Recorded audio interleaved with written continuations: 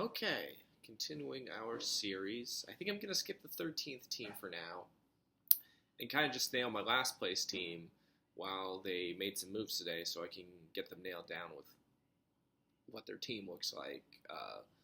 And also because, like, their team makes zero sense.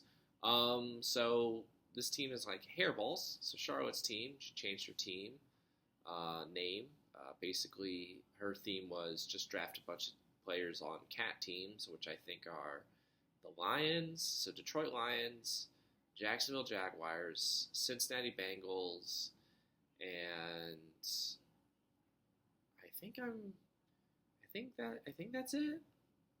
Yeah, Cincinnati Bengals, Jacksonville Jaguars, Detroit Lions. Oh, Carolina Panthers. All right, so those are the four teams. But already with like the second pick, she like blew that, but somehow we're sticking to it. Anyway, 13th overall, $67, Jahmyr Gibbs. So Andre drafted Jahmyr Gibbs as a rookie running back last year. Spent a lot of money on him. He was the RB10 in fantasy last year, so he had a good end of the season run. The Lions had the number one rushing offense in the NFL, and they had the second most rushing yards in the league. Gibbs is really good. He's really talented. Another Alabama running back. He's very elusive, very good pass catcher. He's only 22. He looks like a clear top 10 running back. Problem is, he's in a timeshare with David Montgomery, who is in and of himself a good running back. Montgomery was very elusive at Iowa State and is more of the goal line back, which means Gibbs doesn't get a lot of touches around the goal line. So they limit each other's amount of touches. I mean, last year Gibbs looked great when Montgomery was hurt, and he got over his average number of touches. But when they were playing together, he averaged around like 14 touches a game. So don't love that. He was still a top 10 fantasy running back because of efficiency, but I don't think he's going to be a top 5 running back. You paid a lot for him. Like, I'd rather have paid the $70 for Jonathan Taylor, or, I mean, what is this? We're doing Team Cats, right? So I'd rather have paid possibly like the $42 for Joe Mixon than the $67 for like Jahmyr Gibbs. Oh, Mixon's on the Texans now. Whatever. I'd rather have had like Zach Moss and like Chase Brown. I know they're on the Bengals, so there you go. There's a cat team. They spent $28 for the pair of them. I know because they're on my team.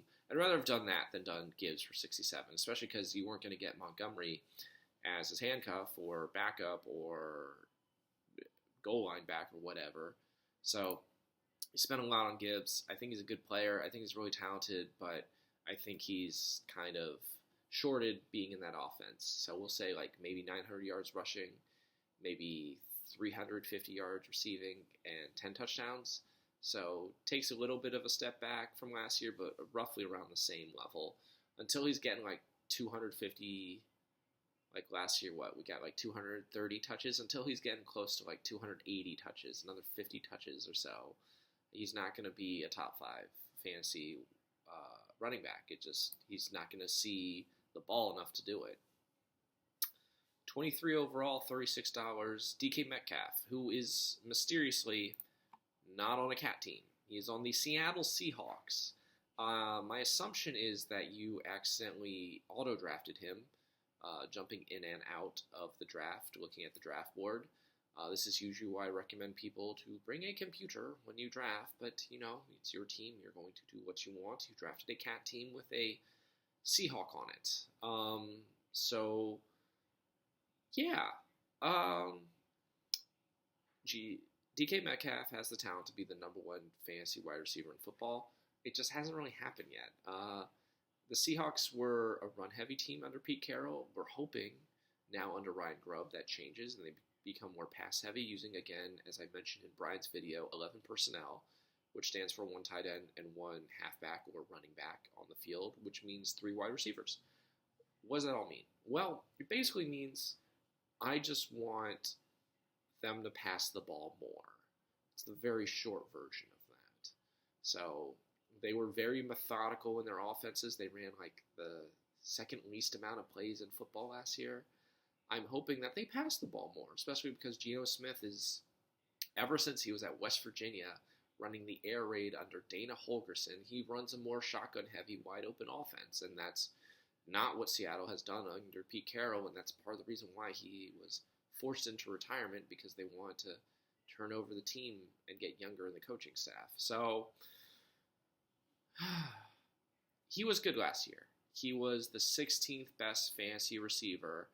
I'm thinking this year he'll get more receptions, probably around the same number of yards, so maybe around 1,100 yards, maybe 70 receptions, and maybe like 8, 9 touchdowns. But there's the possibility that he becomes something more. We've seen breakout seasons from Brandon Ayuk. We've seen breakout seasons from McLaurin. We've seen a breakout season from Nico Collins. For my money, I think DK Metcalf is more talented than them. It's just he's been in an offense that doesn't throw the ball. This might be the first time he's in an offense that throws the ball. So I think he's a top 20 fantasy receiver. I think you got him at a great price. You're basically paying him like Devontae Adams got paid. I think Devontae Adams is more talented than DK Metcalf at this point in their careers, but DK Metcalf's in a much better situation now. So he could be a top 10, top 5-ish wide receiver, just depending on how much the offense actually opens up under Ryan Grubb. We shall see. I don't know yet. But at least that's baked into the price. You're paying him exactly what he's for. You're paying him at cost. He's just not a cat player. So if you want to dump him because you don't want him, because you don't believe in him, because he's not a cat player, let me know. I'll be happy to take him off your hands. I know you're like super anti-trading, but he doesn't fit your theme at all. He's a Seahawk, and everybody else is like a cat. So don't make no sense. Next, 26 overall, $60, Travis Etienne Jr. So I mentioned this before. I think Andre picked up Tank Bigsby. You probably just weren't paying attention, but you didn't pick up the handcuff, which was Tank Bigsby, but I didn't expect you to. So Etienne had the third most touches in the league last year. He had, goodness me, 267 rushing attempts and another 58 receptions, so over 300 touches last year. His volume was his greatest asset because his efficiency wasn't that great. He barely broke 1,000 yards. It's not as bad as Rachaad White, but it's in that area of just like inefficiency. He's also a very good pass catcher for what it's worth. Anyway, I don't think he'll be as good. I also don't think the O-line is as good. I think them spending money, like losing Calvin Ridley, but spending money on Gabe Davis and drafting Brian Thomas Jr. means they're going to pass the ball more with Trevor Lawrence, even if I don't think the offensive line, again, is very good. I still think he's a top 12 fantasy running back. Last year he was the number 3 fantasy running back. Like, it's crazy to consider, right behind Breece Hall and Christian McCaffrey. I don't think he's going to be quite as good, though, because, again, he's relying a lot on volume and less on efficiency. And I think he's just going to get less touches. So we'll say 1,000 yards, roughly, just like last year. We'll say 350 yards receiving, though, and maybe like 8 touchdowns instead of 12. Double-digit touchdowns, it's hard for him. I still think he's probably worth what you paid for him, $60. I don't know why you didn't pick up Tank Bigsby on the back end. He would have been free on free agency, but you didn't pick him up, so you didn't make any moves until today. So that would have really helped you. So if something happens to Etienne, like his rookie year when he basically broke his leg, that would have been nice to have the handcuff for free, but you didn't want to do that, so what are you going to do? Next, 40 overall, $19, T. Higgins. I had T. Higgins 2 years ago. Last year he was on Brian's team. I didn't love the pick then. I don't love the pick now because I went through the pick. T. Higgins is a good player. He's a quality player. Last year was a tough year. He was off and on injured for most of the season. Like, when I say most, he missed like 5 games. He missed 5 games. But in the 12 games he played, they were very inconsistent. Like, there were some games he had, I think there was a game where he had no receptions, and then he had like another game with like 1 reception. He ended up with only 42 receptions and 656 yards. It affected him more, the loss of Joe Burrow, than Jamar Chase was affected by the loss of Joe Burrow. Jake Browning just could not get him the ball. And while I still think he's a very good player, he's playing on the franchise tag. Just like Ja'Marr Chase is kind of holding out. He's going into his fourth season, so he doesn't have much leverage. Because Higgins was a second-round pick, he didn't have a fifth-year option on his rookie contract, so he's playing his fifth year on the franchise tag. Chances are, no matter what, he's going to hit free agency. I just hope he has a better free agent walk year than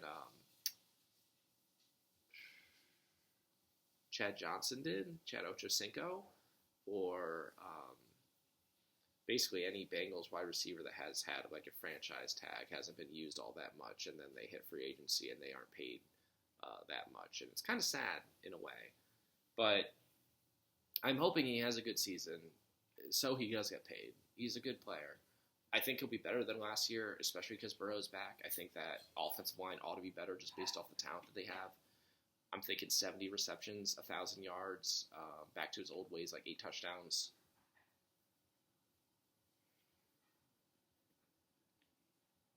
So all of that for like a wide receiver too. It's really good. $19. Like everybody's down on him because like the last couple of years have been tough. Like last year was really tough, and then under me he was just super inconsistent. I didn't love it, but he's still a really good player. I still believe in him. I still believe in the talent. I see it. I'd rather have him than like Calvin Ridley at 18, Malik Neighbors at like 21, Brandon Ayuk at 16. I mean, gosh, Ja'Marr Chase went for 57. T. Higgins went for $19. It's like a $30 player, at least a $30 player. I'd rather have him than what auto draft pick for Lauren, which was Garrett Wilson at 51. That's just like bananas. So yeah, I think Robbie got some of the best deals with like Rashee Rice at 18 and Amari Cooper at 10. But this is up there. This is a really good deal on T. Higgins. I really like him. I'm surprised you got him for so cheap.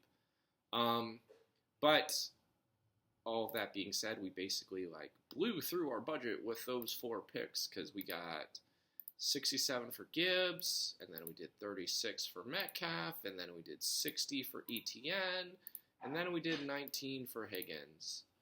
And so we got a grand total. I mean, at the time, we were 40 picks in, so you were trying to stick to cats, but only 3 of the 4 are cats. And basically, what is it you spent by now? You spent $182, so you had like $18 left. 68 overall, you spent $5 on Evan Ingram. I mean, Evan Ingram was the number 2 fantasy tight end. No, number 3 fantasy tight end. So first was Samuel Porter, breakout season. Next was Travis Kelce, who we kind of expect being up there. Third was Evan Ingram. Really? Didn't expect that. But he was awesome. He was basically just he had 114 receptions, which is really what carried him. He only scored 4 times. He didn't even break 1,000 yards. But 114 receptions is a lot. It's a lot of receptions. He looked like the player that the Giants drafted in the first round a long time ago. So he got a big extension from Jacksonville, which kind of surprised me, though. I mean, he's a good player, but and Calvin Ridley's gone. I guess Gabe Davis isn't as good as Ridley, but I'm still kind of amused that Evan Ingram's used this much. I don't think, between Brian Thomas Jr. and Gabe Davis and Christian Kirk, Evan Ingram somehow has been like the number 2 guy behind Kirk, and then he became the number 1 guy when Kirk got hurt.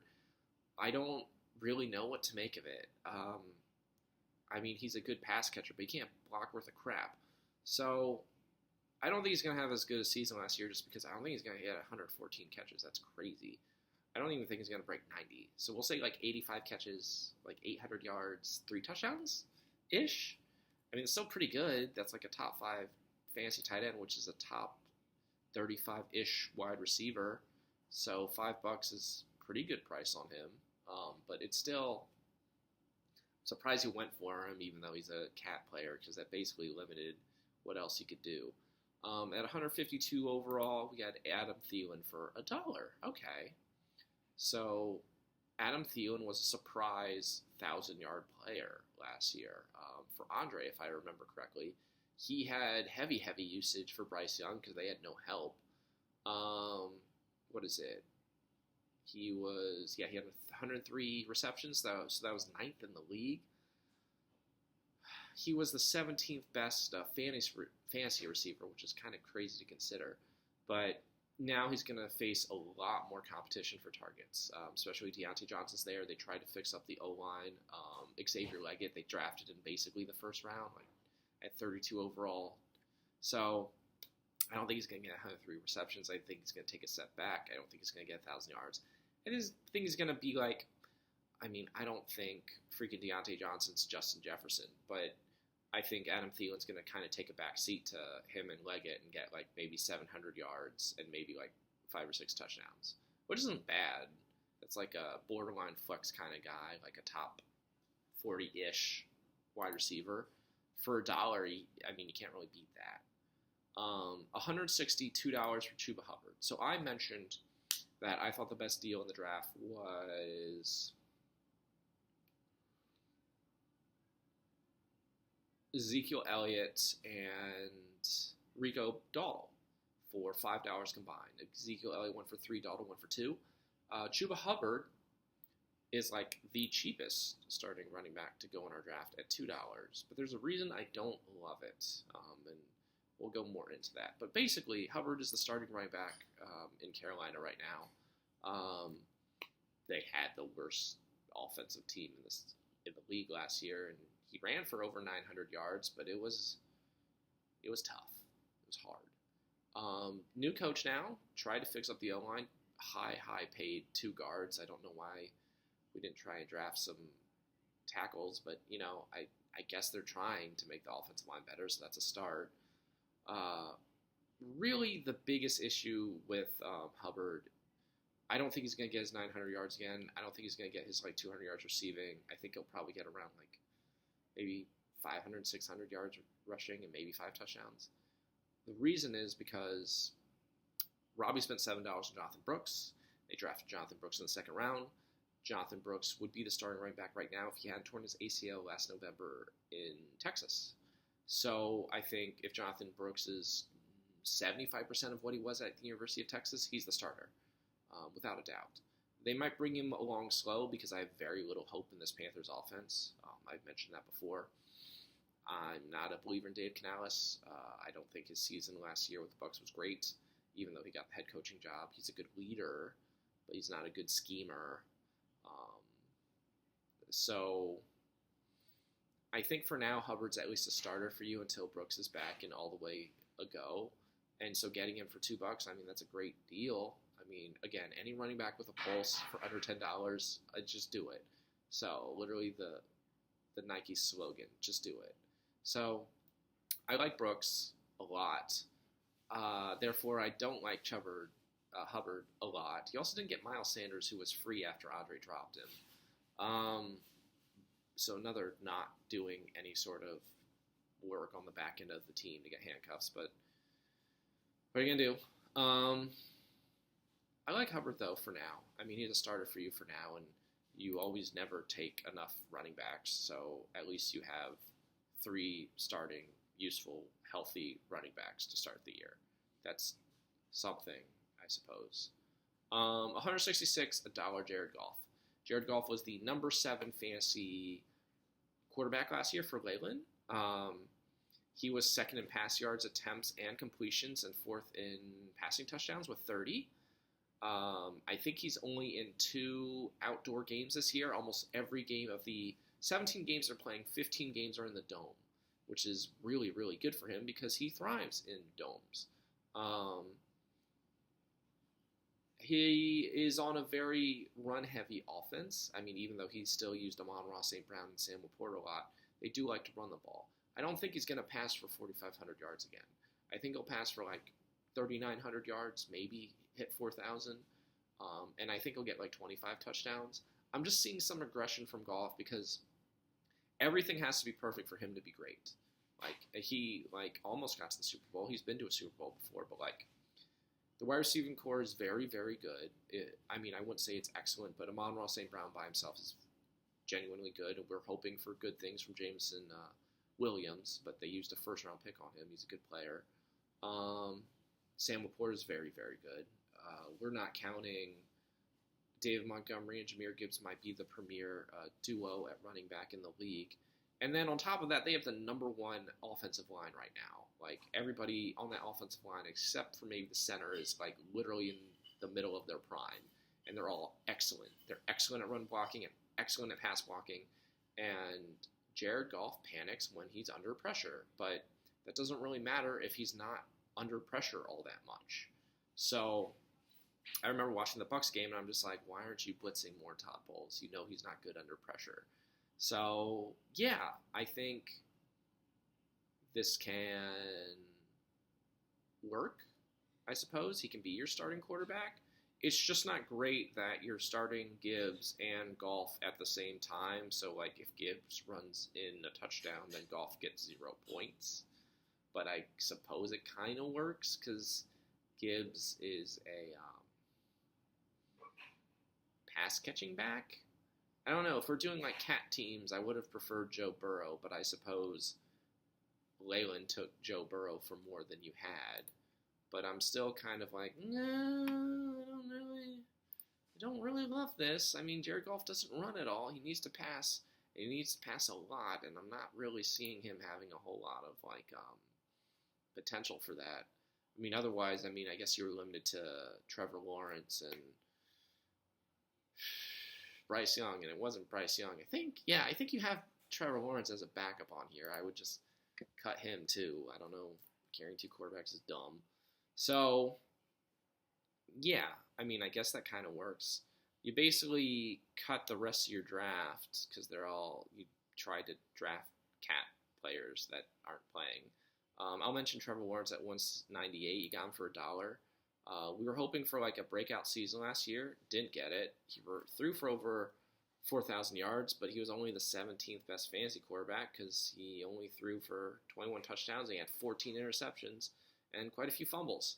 So Calvin Ridley's gone. We're hoping that they pass more. You draft Evan Ingram and Travis Etienne. Man, you have a lot of players on the same teams because of the stupid Cats thing. I would have broken up Etienne and Ingram. I would have broken up Goff and Gibbs. I would have gotten rid of Trevor Lawrence, but you're going to do what you want. So, I don't know. Lawrence has some potential to be something. I think he might get to 3,800 yards. Maybe his touchdowns will get better, but they really got to open up the offense down in Jacksonville. And I wouldn't have him on my team waiting for that to happen. I would just cut him and get someone better. Or just not carry a stupid second quarterback at all and just get another running back because you need running backs. Every year we say the same damn thing. Get more running backs. Right now you have like 4, maybe? Maybe you have like 4. You have 3 starters in Gibbs, Etienne, and Hubbard. And you picked up Jamal Williams, who's like the backup in like New Orleans. So, yeah, I would just cut Lawrence and get another running back, if I'm being honest. Gesicki's the tight end for the Bengals. I don't think he's going to do anything. He didn't do anything in New England. He didn't do anything in Miami since he got franchise tagged. Jamar Chase and T. Higgins are better. So, yeah, he'll be lucky to get 30 receptions. I'd cut him. You picked up Pat Freiermuth, who I'm pretty sure was drafted by Lauren and dropped. I like Freiermuth, but the problem is he is on the Steelers, and Arthur Smith loves to rotate tight ends, and they love to run the ball, so he's going to be more blocking-esque. Last year wasn't great. He only had like 32 receptions because he was hurt. Maybe he gets like 55 receptions and like 550 yards, but that's basically a free agent level player. You took Johnny Munt. You picked him up. He's a tight end for the Vikings. He might be good until T.J. Hawkinson comes back from being hurt. But I don't really have much belief in him because I don't have much belief in Sam Darnold. Maybe like 25 receptions. Also a free agent kind of guy. All that's to say is you have a ton of tight ends too. You have 4. You have Evan Ingram, Mike Gesicki, Freiermuth, and Munt. I would cut everyone but Ingram. All 3 of those guys I'd cut. I'd get some more freaking running backs from anywhere. Any sort of running backs I can get my hands on. And then basically just pick up the best wide receiver I could find on the board. There's got to be like some wide receiver somewhere that's decent. Because, we're pretty short at wide receiver right now because yeah, everybody's not really filling up on running backs. So yeah, you're my last place team. This Cats thing, I guess you wanted to do it. You're doing it for fun. It's your team. You might beat Eileen a couple times. You guys both did really strange off the rails drafts, but DK Metcalf doesn't really fit this at all. Just gonna say that out loud. But yeah, the team's not great, so we're putting you dead last. I'm gonna give you. I won't give you a D. The team at least can start, but you did worse than auto draft, so we're gonna give you like a C minus. Like it's not you're like barely average. Um, you just yeah. There's not a whole lot I can think to say other than like you need a lot of things to go right to make the playoffs, or you need to like fix up the back end of your bench to even get some depth when injuries hit you. And I imagine injuries will hit you, and they will hit you hard, and then you'll be scrambling, and the team will be tanking the second half of the season because that's kind of the story of your team every year. So, kind of same old with Charlie's team. I think Charlie's only made the playoffs like once. So, yeah, not great. Not really a fan of this.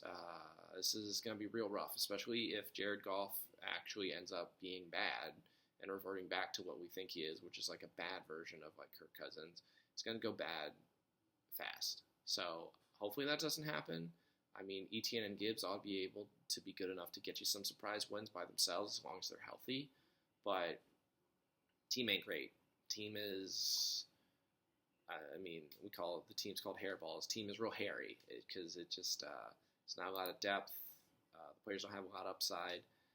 It's not really going anywhere. It's just kind of spitting up and hoping. And don't love that. So, yep, that is my dead last team. That is Charlie's team, Hairballs.